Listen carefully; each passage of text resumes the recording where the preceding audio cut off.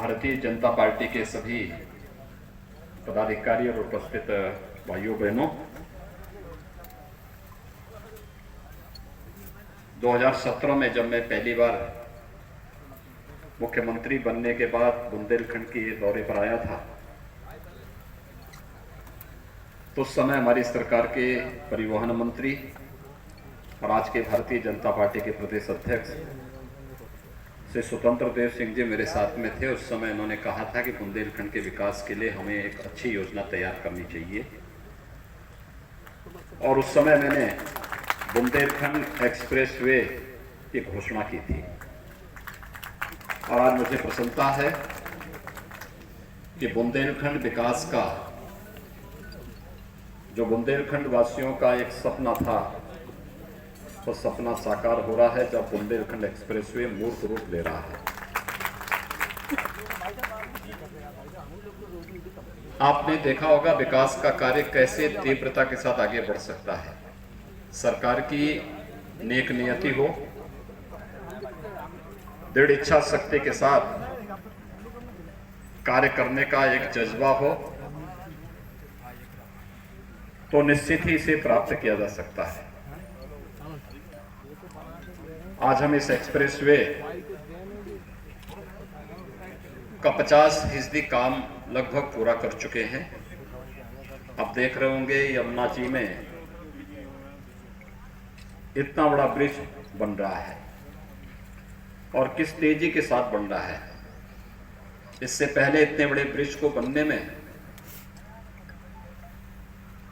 6-6, 7-7 वर्ष लगते थे, और आज इतना बड़ा ब्रिज 6 से 8 महीनों के अंदर बनकर के तैयार हो रहा है।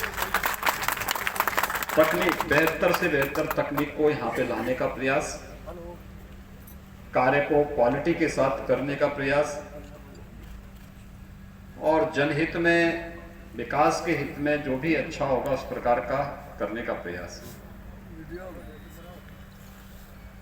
प्रधानमंत्री जी ने एक ही बात को लेकर के एक ही बात कही थी कि बुंदेलखंड जो उपेक्षित रहा है, जिस बुंदेलखंड के विकास के बारे में पिछली सरकारों की सोच नहीं थी, उन्होंने यहां के प्राकृतिक संसाधनों का दोहन और दुरुपयोग जरूर किया,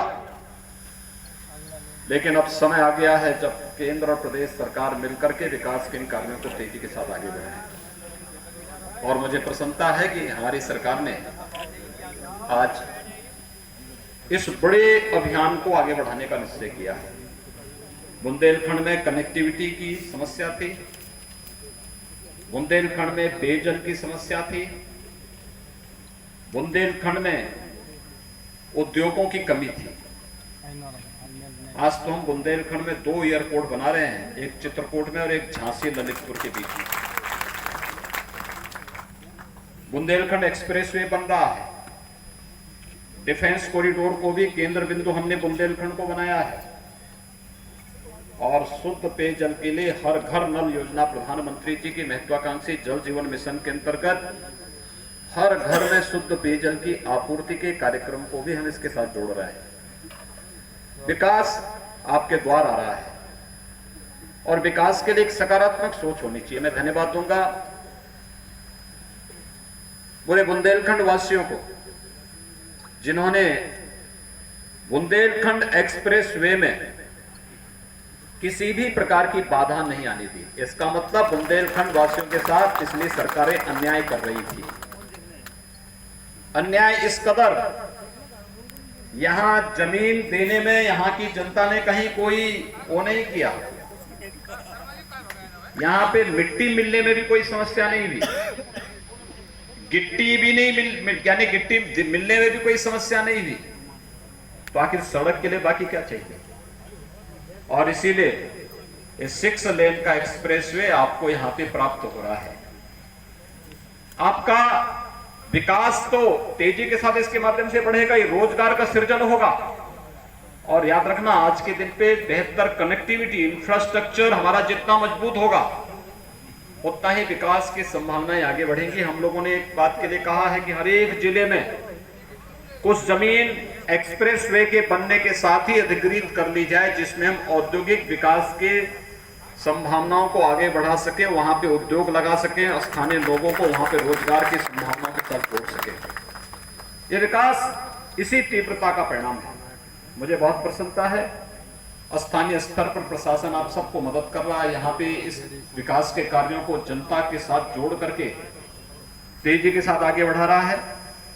विकास हमारी प्राथमिकता होनी चाहिए और इसी प्राथमिकता को तेजी के साथ आगे बढ़ाने के लिए आज मैं इस बुंदेलखंड एक्सप्रेसवे के निरीक्षण में आया हूं। मेरे साथ प्रदेश अध्यक्ष जी भी हैं, यहाँ के प्रभारी मंत्री भी हैं, माननीय सांसद और माननीय विधायकगण भी हैं।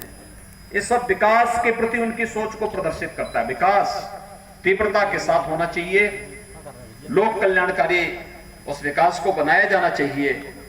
आप सोचिए, विकास जब नहीं था तब यहाँ के क्षेत्र में आने में लोग डरते थे। आप रहते थे, आपका कोई कष्ट नहीं था, लेकिन यहाँ की स्थिति ऐसी थी, बीहड़ का क्षेत्र बन गया था, लोग आने में डरते थे। लेकिन जब एक्सप्रेसवे प्रारंभ होगा तो ये पर्यटन का भी एक बहुत बड़ा केंद्र के रूप में विकसित होगा। हम यही बगल में पंचनद में भी हम लोग एक बहुत बड़ा बैराज बनाने जा रहे हैं। यहाँ के एक एक गांव को पीने के लिए तो पानी दे भी रहे हैं, लेकिन पंचनद जब बनेगा तो सिंचाई के लिए भी यहाँ पे पर्याप्त मात्रा में जल उपलब्ध कराने का कार्य हम लोग करने जा रहे हैं। यानी विकास जहां से भी और जैसे भी हो सके, उस विकास से ही जीवन में परिवर्तन होना है, उससे ही विकास होगा, उससे ही लोगों के जीवन में खुशहाली आएगी। और विकास और खुशहाली के लिए आवश्यक है एक सकारात्मक सोच, जनता का द्वारा एक सकारात्मक सोच के साथ शासन प्रशासन के साथ मिलकर के इस कार्यक्रम को आगे बढ़ाएं। इसी में आपका भी, आपके आने वाली पीढ़ी का भी भविष्य जुड़ा हुआ है। आज के इस अवसर पर मैं एक बार फिर से आप सबको बुंदेलखंड एक्सप्रेसवे के कार्य को तेजी के साथ आगे बढ़ाने के लिए किए जा रहे सहयोग के लिए हृदय से अभिनंदन करता हूं। आप सबको मैं इस एक्सप्रेसवे की तीव्रता के साथ बढ़ने के लिए हृदय से बधाई भी देता हूं और विश्वास करता हूं कि हम सब मिलकर के यह कार्यक्रम आगे बढ़ाएं। एक दूसरा, कोविड-19 के खिलाफ, कोरोना के खिलाफ देश की लड़ाई को हम तेजी के साथ आगे बढ़ा रहे हैं। आदरणीय प्रधानमंत्री जी के नेतृत्व में जो लड़ाई आगे बढ़ी है, मेरी अपील होगी 60 साल से ऊपर के जो भी लोग हैं वे वैक्सीन जरूर लगा लें। वैक्सीन सरकारी हॉस्पिटल में फ्री में लग रही है, वहां पर आप जाएंगे, अपना रजिस्ट्रेशन करवाइए, फ्री में वैक्सीन लगवाइए। मैंने अपने सांसद और विधायकों से कह रखा है कि वे लोग भी जाएं, जो जनता आती है उनकी सेवा में वहां पे खड़े रहें। अधिकारियों से भी कहा गया है, सीएमओ से भी कहा गया है कि वे लोग जाकर के देखें, जनता को कोई समस्या न हो।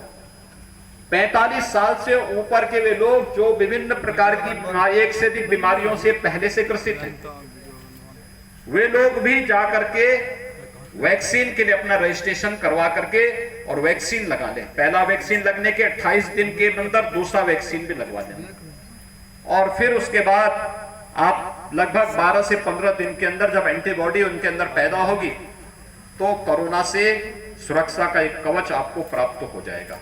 देश ने बहुत बड़ी लड़ाई लड़ी है कोरोना के खिलाफ। उत्तर प्रदेश ने बेहतर परिणाम दिया है कोरोना के खिलाफ आप सबके सहयोग से। अब जब लड़ाई हमारी जीत के अंतिम मंजिल पर पहुंच रही है, जब हम लक्ष्य के नजदीक हैं, तो किसी भी स्तर पर लापरवाही न हो, ये मेरी आप सबसे अपील है। मैं एक बार फिर से प्रधानमंत्री जी को वैक्सीन, 2 वैक्सीन देश को देने के लिए और कोरोना प्रबंधन के बेहतरीन उदाहरण दुनिया के सामने प्रस्तुत करने के लिए हृदय से अभिनंदन करता हूं, उनका आभार व्यक्त करता हूं, वैज्ञानिकों का अभिनंदन करता हूं और आप सब ने भी शासन और प्रशासन के साथ मिलकर के इस लड़ाई को आगे बढ़ाया है। इसके लिए हृदय से आप सबको भी मैं बधाई देता हूं, अभिनंदन करता हूं। धन्यवाद। जय हिंद।